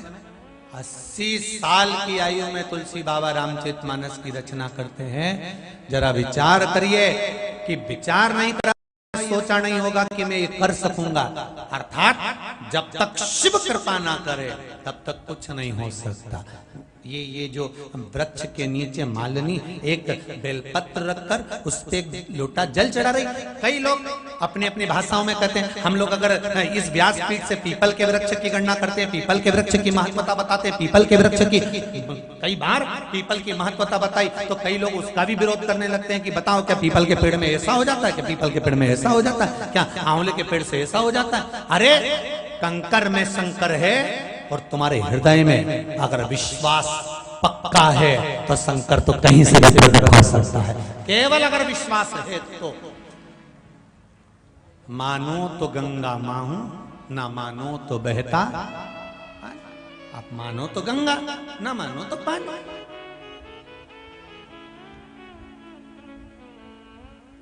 श्री शिवाय नमस्तुभ्यं। आप मानोगे तो गंगा है, आप मानोगे तो वो गंगा है, आप नहीं मानोगे तो गंगा नहीं।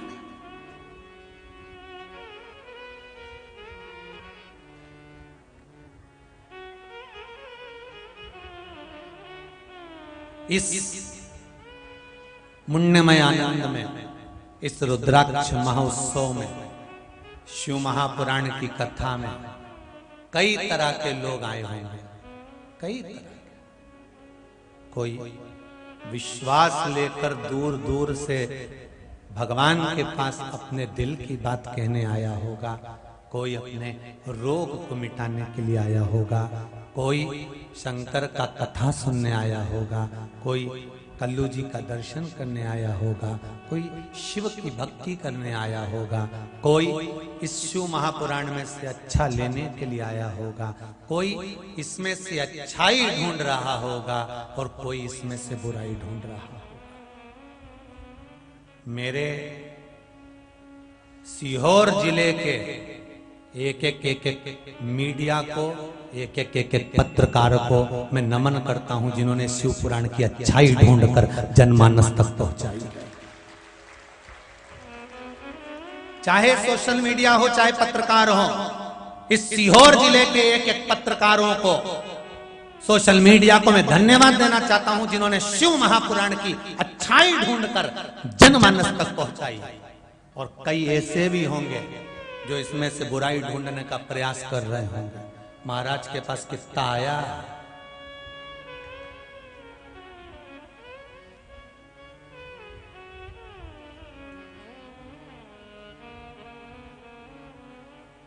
कितना गया, कितना बरस रहा है। अरे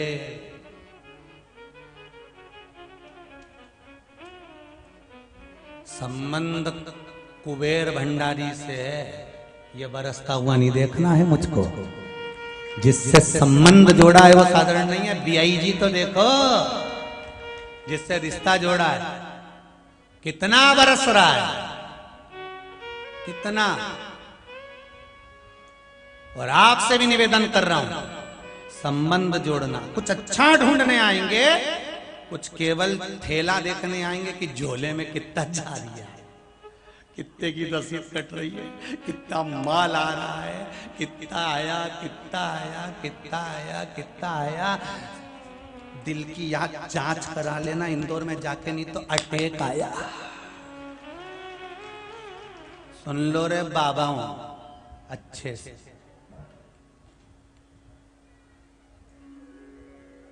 धन्यवाद दूंगा मैं सारे पत्रकारों को, सोशल मीडिया को। बहुत बहुत साधुवाद है कि मेरे इस सीहोर जिले के एक पत्रकारों ने अच्छा छाट कर जनमानस तक पहुंचाया है, इस शिव महापुराण को आनंद तक पहुंचाया। बहुत बहुत धन्यवाद, बहुत बहुत साधुवाद।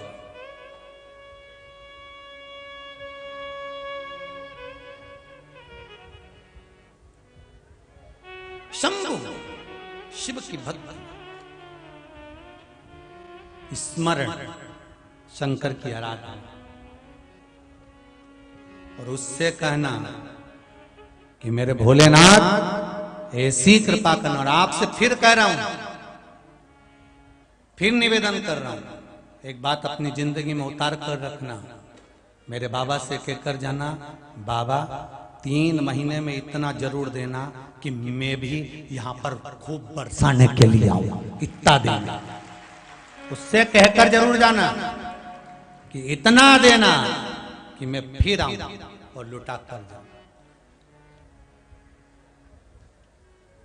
और जितने आस्था चैनल पर कथा सुन रहे हैं, जितने फेसबुक यूट्यूब पर कथा सुन रहे हो, और जितने इस पावन पंडाल में बैठकर कथा सुन रहे हो, एक बात कहना चाहूंगा आप सभी से। विठलेश सेवा समिति की रसीद या कोई काउंटर कहीं पर नहीं लगता। आपके नगर में, आपके शहर में कोई रसीद लेकर नहीं आता, और ना आपके पास में विठलेश सेवा समिति का कभी फोन आएगा कि आप ये दान करो। विठलेश सेवा समिति ना कभी रुद्राक्ष बेचती है, ना कभी रुद्राक्ष उसको बेचना है। विठलेश सेवा समिति यहाँ से कोई बेचने का काम नहीं करती। यहाँ जो होता है सब निःशुल्क होता है, बाबा का है, बाबा को समर्पित है, बाबा का बाबा को समर्पित है। और अगर आपके दरवाजे पर कोई खबर करे कि हम समिति से जुड़े, हमको ये चाहिए, हमको वो चाहिए, या रुद्राक्ष चाहिए, या इतने का है या उतना, कोई नहीं। रुद्राक्ष चाहिए आपको, रुद्राक्ष प्राप्त करना है आपको, तो ऑनलाइन में भी पिछली बार गड़बड़ी हो रही थी, इसलिए ऑनलाइन का क्रम भी हम चलाना नहीं चाहते। कहा था आपको कि ये रुद्राक्ष उत्सव इस बार विराम की ओर है, जिनको रुद्राक्ष, क्योंकि आगे तो हम लोग रुद्राक्ष यहाँ से वितरण करना बहुत कठिन है, और पहले भी आपको कथाओं में कहा कि 2 पिछली बार बांटे थे, लोगों को उसका लाभ मिला, इसलिए इस बार भी बांट रहे हैं। पर बहुत ज्यादा मात्रा में लोग आ गए, इसलिए रुद्राक्ष का वितरण अभी नहीं कर रहे। इसके लिए ऑनलाइन देने वाले थे, वो भी नहीं पहुंचा रहे हैं, क्योंकि कई लोग इसका गलत फायदा उठाते हैं और रुद्राक्ष देने जाते हैं 2-2, 5-5 हजार रुपए लेकर आ जाते हैं। हमें वो ठीक नहीं लगता। निवेदन है, इस रुद्राक्ष उत्सव का रुद्राक्ष नए संवत्सर से, जो नया संवत्सर आ रहा है, चैत्र का सुंदर महीना जो प्रारंभ होगा, देवी जी जिस दिन से बैठेगी उस दिन से लेकर 8 महीने तक लगातार कभी भी आप टिकट करा कर आ जाना। यहाँ एक काउंटर बना दिया जाएगा। 8 महीने में जब तुम्हें फुर्सत मिले,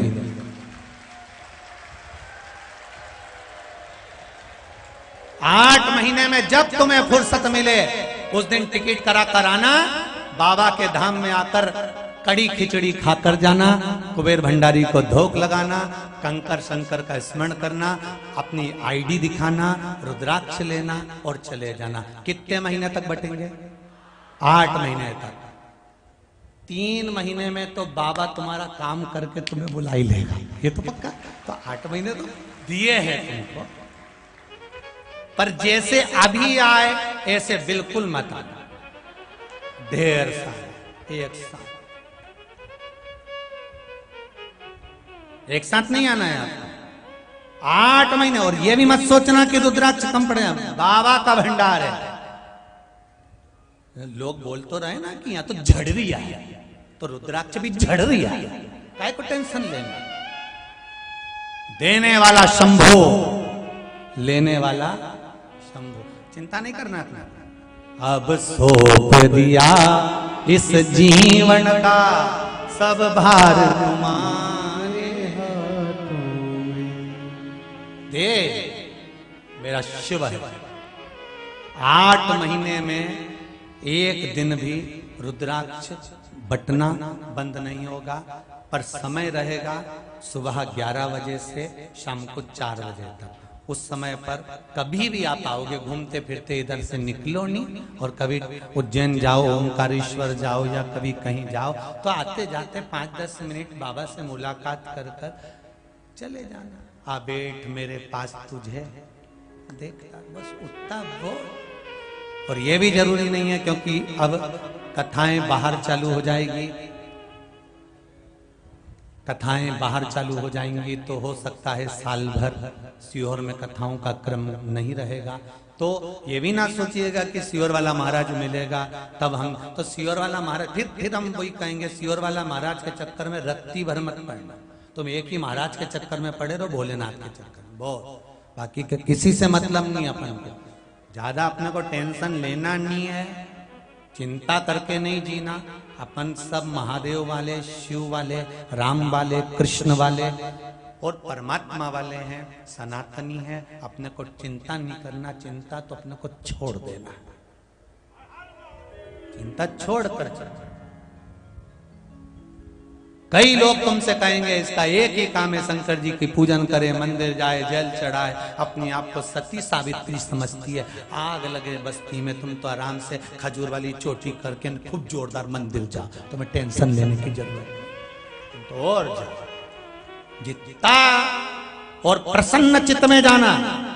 अगर जीवन में दुख भी है ना, तो रोना मती, प्रसन्न होना। जीवन में अगर दुख भी है तो प्रसन्न रहिए, चेहरे पर स्माइल दीजिए, प्रसन्नता का भाव रखिए। तुम्हारी प्रसन्नता देखकर आधे तो वैसे ही निपट जाएंगे। तुम प्रसन्न तो रहो। पति दुकान पे से आता है या ऑफिस पे से आता है, ज्यादा खुश दिखता है तो पत्नी समझ जाती है जरूर कोई बात है।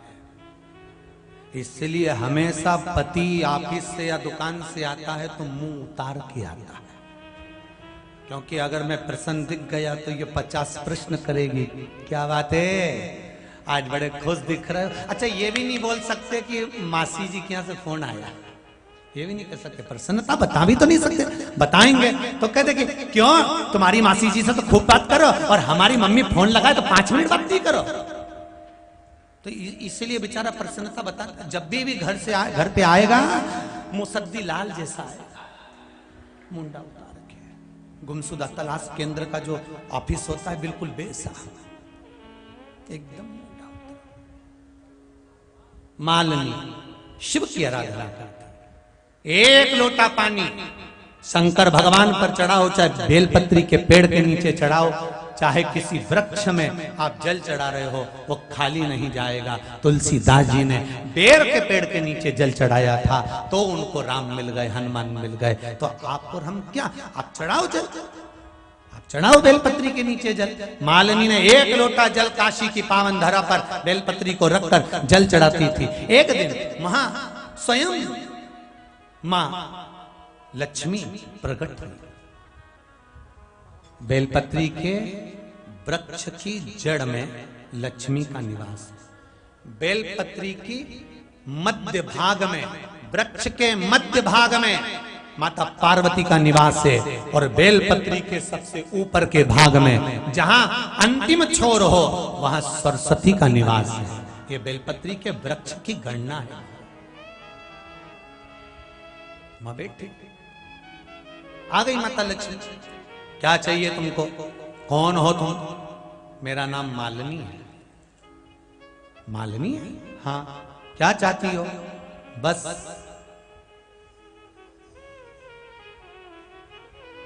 मैं जितनी बार जन्म लूं उतनी बार मुझे ये काशी मिले।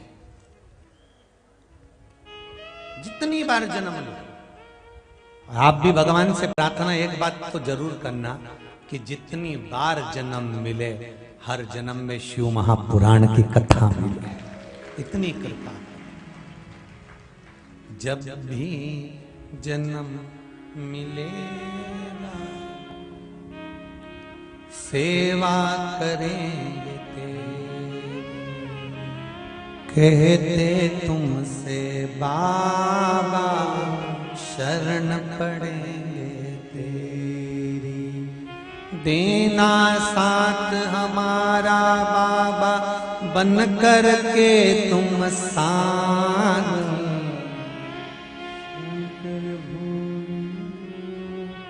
बाबा से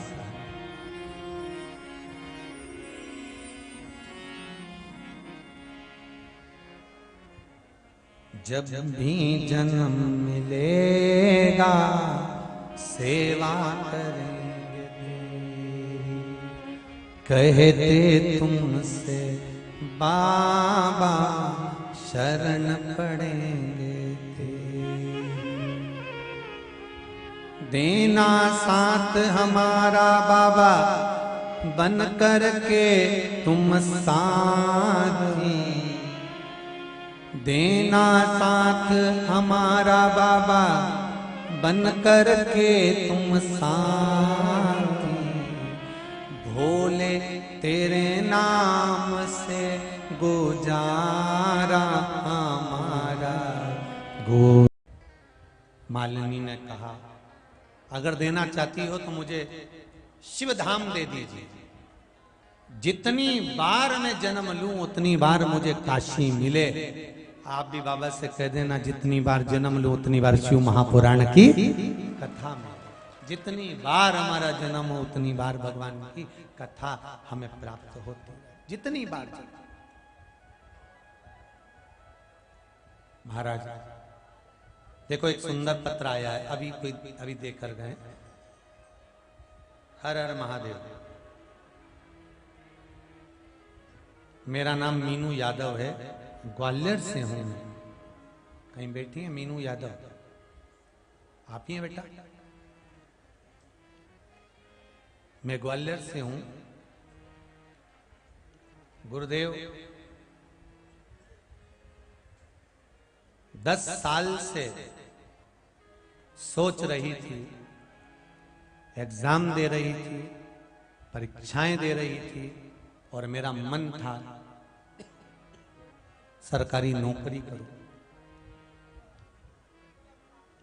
10 साल खूब एग्जाम दी, खूब परीक्षा दी। एक दिन मोबाइल पर शिव महापुराण की कथा को श्रवण किया। पर्चा छोटा है और बेलपत्री वाला प्रयोग बाबा की कृपा से शहद लगाकर करा। अब की बार रेलवे की एग्जाम देने के लिए बैठी, गुरुदेव मैं पास हो गई और मेरी रेलवे में नौकरी लग गई। बैठ जाओ बेटा। श्री शिवाय नमस्ते। बैठ जाइए। ये शिव है। एक हमारे सीओर का भी पत्र है, देखो बहुत सुंदर, परंतु उसका ढूंढना पड़ रहा है, तो मिल ना रहा।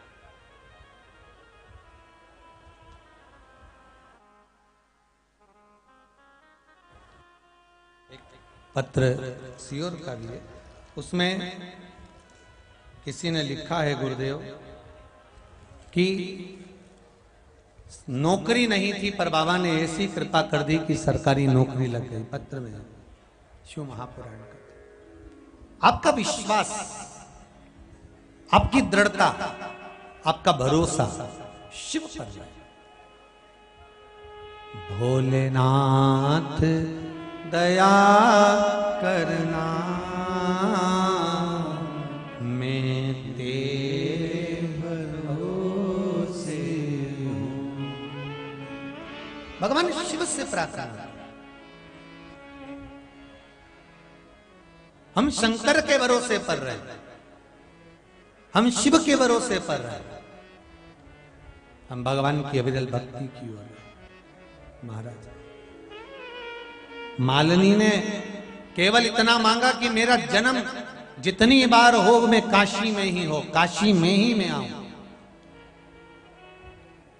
ऐसी कृपा करना। ठीक। लक्ष्मी जी ने एक सुंदर बात कही, मैं दुनिया का सारा साज तुमको दे सकती हूं, सारा सुख तुमको दे सकती हूं, पर काशी का निवास मैं नहीं दे सकती। शंकर की कथा, शंकर के मंदिर में, शिवालय में प्रवेश, शंकर के 12 ज्योतिर्लिंग जहां विराजमान होते हैं उस नगरी में प्रवेश, शंकर के धाम में प्रवेश, और शंकर का कोई व्रत या उपवास या नियम जब तक शंकर कृपा नहीं करते तब तक दुनिया का कोई व्यक्ति नहीं कर सकता।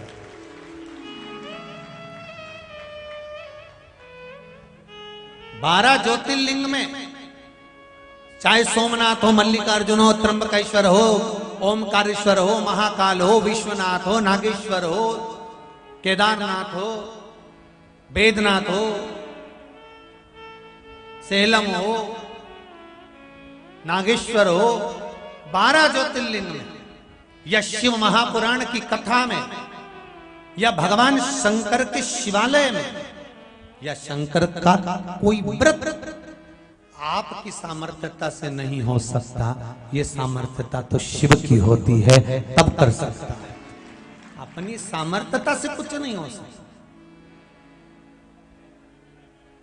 बस एक बात अपनी जिंदगी में उतार कर रखिए, शिव का स्मरण करते रहे।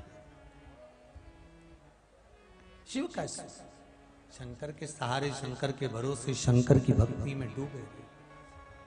भोलेनाथ दया करना, मैं तेरे भरोसे हूं। आप उसकी भक्ति को धारण करिए और जब वो भक्ति प्रबल हो जाएगी, आप रूप आनंद की अनुभूति हो जाए अपने आप।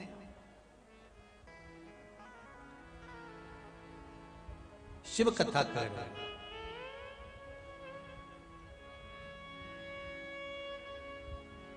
लक्ष्मी जी कह रही है मैं नहीं दे सकती काशी का निवास। फिर काशी का निवास कौन देगा? काशी का निवास तो स्वयं महादेव देंगे। क्या करना पड़ेगा? कुछ नहीं। अभी बेलपत्री नीचे थी, जल तुम ऊपर चढ़ा रहे थे, अब एक काम करो, इस बेलपत्री को लेकर जाओ, शिव जी के शिवलिंग पर चढ़ाओ और एक लोटा पानी शंकर को समर्पित करो, वो मिलेगा जरूर। कहते हैं वो मालिनी शंकर भगवान पर एक लोटा पानी बेलपत्र चढ़ाकर समर्पित करने लगी। समर्पित। आपको एक बात कही थी इससे पहली वाली कथा, और इसमें भी कहा पहले बेलपत्री चढ़ाकर जल चढ़ाया मतलब कुछ मन में अभिलाषा है। जल चढ़ाकर बेलपत्र चढ़ाया मतलब आपका बस भगवान शंकर के प्रति भाव शुद्ध कर कर भगवान से मिलन का भाव है, निर्मलता का। बेलपत्री चढ़ा, जल चढ़ा, मालिनी ने वही करा, शिव जी का दर्शन हुआ। मांगो मालिनी, तुम्हें क्या चाहिए? मालिनी कहती है बाबा हे शंभु, हे त्रिकालदर्शी, हे कैलाशी अविनाशी, हे मेरे शिव, हे मेरे ओ घड़ी, हे मेरे दयालु, कृपा कर। क्या चाहिए बोलो? मुझे काशी का वास चाहिए। शंकर भगवान मुस्कुरा के बोले मेरा दर्शन हो गया, अब काशी का वास कर कर करेगी क्या? अब एक काम कर, तुम पार्वती जी की सखी बनो और चलो कैलाश पर निवास करो। जब शिव की कृपा होती है, शंकर की जब दया होती है, तो देखना नहीं कि क्या मिल रहा है। मेरा शंकर जब चोर को कुबेर बना सकता है, रावण को सोने की लंका दे सकता है, भस्मासुर को कंकण दे सकता है, तो वो आपको और हमको क्या नहीं दे सकता? आप उससे प्रार्थना तो करो, आप उससे निवेदन तो करो कि तेरा ही दिया मैंने खाया पिया है, तेरा शुक्रिया है, तेरा शुक्रिया है। ये जो आपने दिया वो कम ना दिया।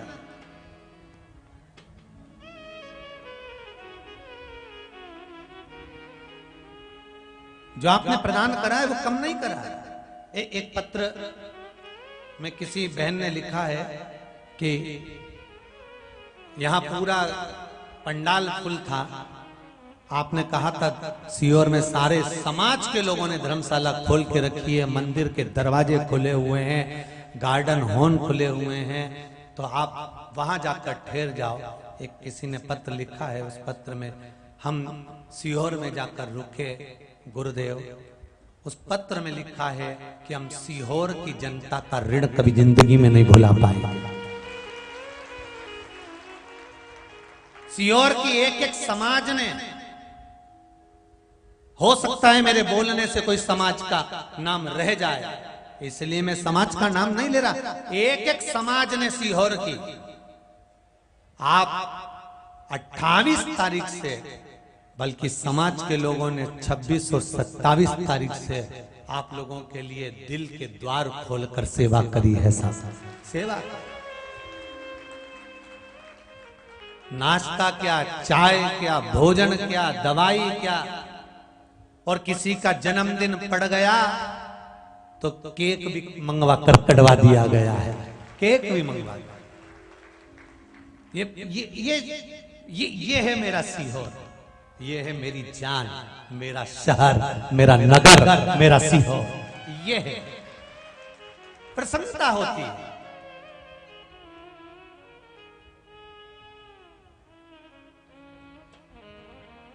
अरे सीहोर वाले कोई फैक्ट्री रखे ना रखे, पर दिल की फैक्ट्री बहुत बड़ी रखते हैं साहब, यह पक्का।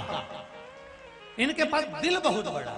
आप आओ, और एक एक सीहोर के लोगों ने घर खोल दिए, द्वार खोल दिए। रास्ते पर ये स्वयं सेवक संघ के लोग, बजरंग दल के लोग, विश्व हिंदू परिषद के लोग, ये दुर्गा वाहिनी के लोग, कहीं वो संडे का सुकून, कहीं वो उंगली का गुरु, कहीं वो बजरंग दल, कहीं वो हनुमान फाटक वाले महाराज जी, पंडित जी, कहीं किसी ना किसी रूप में वो मंदिर अपने करौली वालों के माता का मंदिर के पंडित जी, जिसने जो बना गाड़ियों में भोजन के पैकेट भर लिए और गाड़ियां ले लेकर निकल गए। इसलिए समझ में आता है संत और संघ इन दोनों में ज्यादा अंतर नहीं है। संत समाज को संवारता है और संघ समाज को जोड़ता है। इसलिए संत और संघ में अंतर नहीं है, थोड़ा बहुत अंतर है संत और संघ में। संत समाज को जगाएगा और संघ समाज को जोड़ेगा। और आज संपूर्ण सीहोर वालों ने, संपूर्ण सीहोर वासियों ने एक एक, चाहे मीडिया हो, राजनेता हो, चाहे यहाँ का प्रशासक हो, चाहे कोई भी हो, सीहोर का बच्चा बच्चा बच्चा बच्चा ऐसी खुशियां मना रहा है जैसे उनके घर में विवाह और शादियां चल रही हों। ऐसी उमंगता, इतना उत्साह, इतना आनंद शायद किसी शहर में देखने को मिलता, किसी शहर में शायद देखने को मिलता। अरे भाई, जाने वाले यात्रियों को दिक्कत आ रही थी तो बसें फ्री कर दी है, बसें भी चला दी हैं, गाड़ी वालों ने गाड़ियां चला दी है, मोटरसाइकिल खाली आ रही है तो उस पर 3-3 को बिठा कर लिए आए हैं। जरा विचार तो करो। और फिर भी अगर कोई कमी रह गई हो आपके पलक पावड़े बिछाने में, तो हम इस व्यासपीठ से बाबा देव अधिदेव की नगरी से क्षमा चाहते हैं आपके लिए। अगर कोई कमी, वैसे तो विश्वास है मुझे मेरे शंभू पर, मेरे ओगरदानी पर, मेरे कैलाशी पर, मेरे अविनाशी पर कमी नहीं छोड़ी होगी। और अगर कमी रह भी गई, कमी उसी को दिखती है जिसकी जिंदगी में भगवान कमी करके ही पैदा किया। वो तो पैदा होके भी कमी करा था। वो कई ऐसे होते हैं कम समय में पैदा हो जाते हैं तो वही कमी ढूंढते रहते हैं। जो ज्यादा कार्यक्रम में कमी देख रहे हो ना, तो इनको समझ लेना, चाहे वो किसी भी तरह के लोग हो, और एक भी मैसेज आड़ा टेढ़ा करे तो समझ जाना 6 महीने में पैदा हुआ है, ये 9 महीने भी नहीं हुआ। माँ ने भी सोचा था इसको। जो कमी देखे धर्म के कार्य में, जो कमी देखे हिंदू धर्म में, जो कमी देखे सनातन धर्म में, वो पूर्ण तरह से पैदा नहीं हुआ, कम में ही पैदा हो गया। भगवान ने भी उसको जल्दी से गर्भ से बाहर निकाला। तो इनको पहचाने, तो अगर कमी निकाले और कहीं का कुछ डाले नहीं, मैसेज कुछ भी करे, निकाल लेना। और एक बात तो लिख देना कि तेरी मम्मी से पूछ कितना महीना में हुआ। एक बात तो पूछ के जरूर बताना कि कब पैदा हुआ था। कमी वो ढूंढे जिसने जिंदगी भर कमी ढूंढी हो। अगर कुछ कमी रह भी गई होगी तो यहां से जाने के बाद मेरा भोले भंडारी कुबेर का खजाना लेकर तुम्हारे पीछे आ रहा है लुटाने के लिए। जाकर वो देगा, अंबारियों में देगा। और फिर कह रहा हूं, इसी व्यासपीठ से, यही कुबेरेश्वर धाम से तैयारी करना। जो बैग लेकर जा रहे हो वो बैग बंद कर कर रखना। 3 महीने में मेरा बाबा वापिस बुला लेगा। तैयारी कर कर रखिए। सहज नहीं है मेरा शंभो, सहज नहीं मेरा शंकर, सहज नहीं है। और हम भी तुम्हारे पास नहीं है। देपालपुर में 6 को कथा समापन है अभी, और 9 को वहां चालू है, वहां पर चालू है। वहां पे भी आधे से ज्यादा लोग टेंशन में सो नहीं पा रहे हैं, चिंता। तैयारी है वहां पर, वहां भी लगे हैं लोग, और कहीं दूर नहीं है।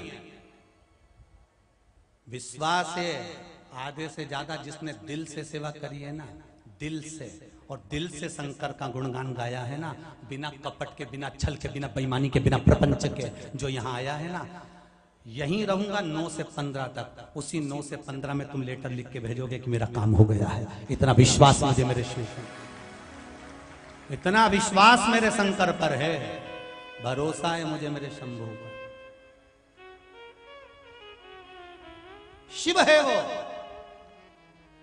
ब्रह्मा ब्रह्मलोक में रहते हैं, बैकुंठ में भगवान विष्णु रहते हैं, पृथ्वी पर मेरा महादेव रहता है कंकर और शंकर के रूप में।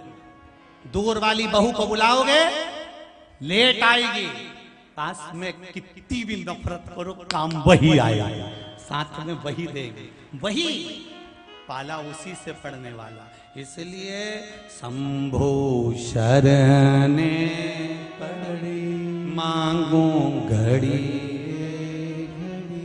दुख काटो दया करी न दर्शन आपो। शिव की भक्ति करो, शंकर का अनुमोदन करो, शंकर का स्मरण करो, खूब गुणगान करो मेरे शिव का, खूब करो। क्या जाएगा? कुछ नहीं।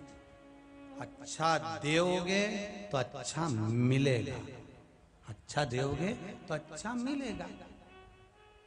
दो सोन पपड़ी का डब्बा दिवाली पे ज्यादा दोगे तो वही सोन पपड़ी घूम के तुम्हारे घर में वापिस आ जाएगी।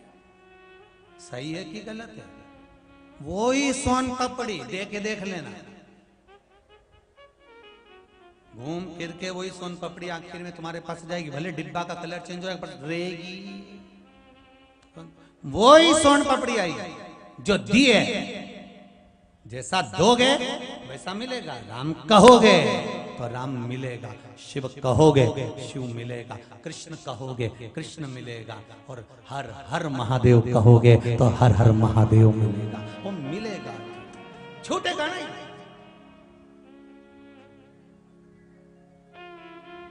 महाराज मालिनी शिव जी कह रहे कहां तू? वापिस काशी मंग रही, चल मेरे साथ शिव के धाम।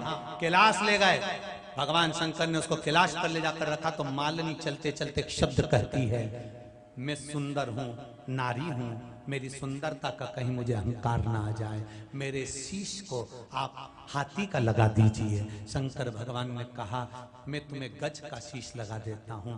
और यहाँ हमारा शास्त्र कहता है कि मालिनी को हाथी का मुख लगा था, और वो मालिनी गणेश जी महाराज की परवरिश करती है। परवरिश। जब गणेश जी महाराज बड़े हो गए, रिद्धि सिद्धि को लेकर आ गए, तब माता पार्वती के पास प्रणाम करने गए। तब मालिनी माँ के पास पहुंचे और मालिनी माँ से कहा, माँ आज मैं बहुओं को लेकर आया हूं माँ, ये रिद्धि ये सिद्धि ये आपको समर्पित कर रहा। मालिनी ने एक जल का पात्र उठाया, उस जल के पात्र में रिद्धि और सिद्धि का मुख देखा। शिव महापुराण की कथा कहती है, अग्नि पुराण, विष्णु पुराण, पद्म पुराण, नर्मदा पुराण, ब्रह्मवेत्ता पुराण, नारद पुराण आदि कादिक जितनी पुराणे वर्णन करती है, एक बात बड़ी सहजता में कहती है कि जो पूजन में कलश रखाता है, उस कलश में जो जल भराता है, नवरात्रि में आप जो कलश की स्थापना करते हो, गणेश जी के समय पर कलश की स्थापना करते हो, सत्यनारायण कथा में कलश की स्थापना करते हो, उस कलश में जो जल भराता है वो जल साधारण नहीं होता, उसमें रिद्धि सिद्धि दोनों आकर विराजमान हो जाती है। जब हम स्थापना करते हैं, जब हम स्थापना करते हैं तो रिद्धि सिद्धि उसके अंदर आकर विराजमान हो जाती है, रिद्धि सिद्धि उसमें बैठ जाती है।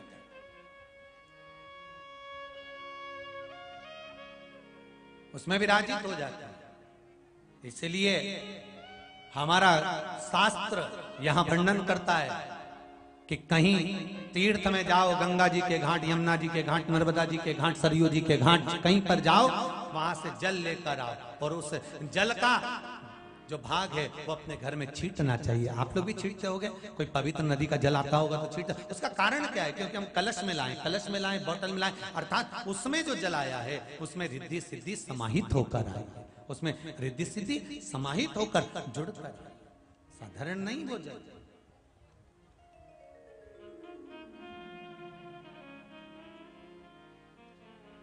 ए शंभो मेरे भोलेनाथ, ओ घरदानी, त्रिकालदर्शी, कैलाश शिव, ये आप ही की कृपा है, आपकी करुणा है।